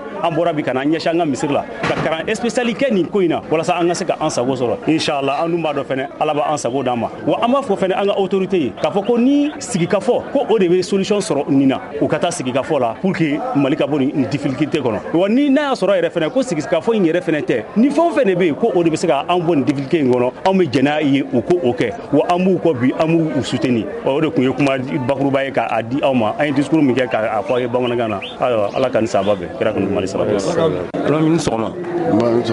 ayiwa an filɛ ɲɛ bi ni misiri ɲɛ yɔrɔ jumɛn misiri ye ni ye misiri tellement ni ko tellement ni misiri dɔrɔn dugulen bɛɛ b'a dɔn mun tɔgɔ bɛ fɔ ko misiri de a dalen bɛ yan yɛrɛ de tɔmɔna in na kuranɛ jigin kɛra a kɛra kun jumɛn na kun ka ca nka belebeleba ye jumɛn jamana bɛ cogo min na bɛɛ b'a dɔn min bɛ jamana kɔnɔ donc surakadenw yɛrɛ dama y'a ɲini a diyara ne yɛrɛ ye kosɛbɛ parce que olu de ye diinɛ ɲɛmɔgɔw ye yan u bɛ yan turelakaw o ko surakaso 2 ni ɲare o bɛ yan waati min o y'a sɔrɔ tɔn foyi tɛ yan n'olu ye nin hakili sɔrɔ k'a b'u yɛrɛ la n y'o de fɔ télé bɛna bɔ sisan ni ni ɲɔgɔn nana u kana fɔ k'u b'u sigi ka faamaw ka dɛmɛ ma kɔnɔ surakaden ka ca ni bɛɛ ye 20 di fɔlɔ n'an kun nana yan waati jan yɛrɛ tɛ dɛ ni ko kun ganna n'an nana yan yan'an ka tila kalan na sango don fɛn don yɔrɔ bɛɛ ala bɛ se ka bɔ sira d'an ma ten fɔlɔ n'an kun y'a kɛ dɔrɔn yan'an ka bɔ dɔrɔn cɛkɔrɔbaw fana y'a fɔ k'a kun bɛ ten bon surakadenw yɛrɛ de ye nin b'u yɛrɛ la k'a sɔrɔ faama ka dɛmɛ tɛ parce que n'i y'a dɔn faamaw ye taa fɛn de olu bɛna olu bɛ taa aw b'aw nɔ la yan bon ni n'a ɲɔgɔn don a kan k'aw bolo 2 sɔgɔ a la de minnu bɛ kɔfɛ minnu bɛ yan bɛɛ k'i bolo 2 sɔgɔ a la fɛn min ka di ala ye o y'a weleli ye alors mi yɛrɛ ka dugawu kɛ ala ka jamana kisi ala ka jamana ta